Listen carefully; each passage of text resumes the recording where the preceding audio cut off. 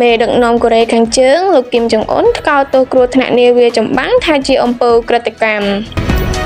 ឧបទ្ទវហេតុដ៏ធំមួយបានកើតឡើងកាលពីថ្ងៃប្រហ័សក្នុងកំឡុងពេលនៃការបាញ់បង្ហោះនាវាចម្បាំងកូរ៉េខាងជើងថ្មីមួយខណៈពេលដែលលោកគីមចុងអ៊ុនកំពុងចូលរួមព្រឹត្តិការណ៍នោះដោយលោកបានហៅវាថា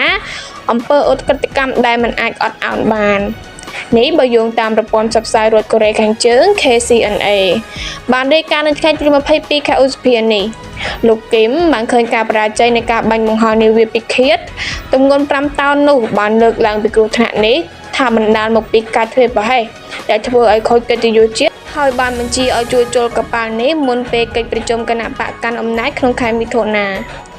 ទោះបីជាយ៉ាងណាក៏ដោយលោកគីមចុងអ៊ុនបានធ្វើការវាយតម្លៃយ៉ាងម៉ឺងម៉ាត់ដោយលើកឡើងថាវាគឺជាគ្រោះថ្នាក់ដ៏ធ្ងន់ធ្ងរនិងជាអំពើឧក្រិដ្ឋកម្មដែលបណ្ដាលមកពីការធ្វេសប្រហែសភាពមិនទទួលខុសត្រូវនិងអច្ឆរិយៈខាងវិទ្យាសាស្ត្រហើយមិនអាចអត់ឱនបានហើយវាមិនមែនគ្រាន់តែជាបញ្ហាជាក់ស្ដែងប៉ុណ្ណោះទេប៉ុន្តែជាបញ្ហានយោបាយដែលទាក់ទងដោយផ្ទាល់ទៅនឹងសិទ្ធិអំណាចរបស់រដ្ឋកន្លងមកកូរ៉េខាងជើងធ្លាប់បានជួបឧបទ្ទវហេតុដូចជាការបរាជ័យនៃការបាញ់បង្ហោះផ្កាយរណបនិងការដួលរលំអគារផ្ទះល្វែងជាដើម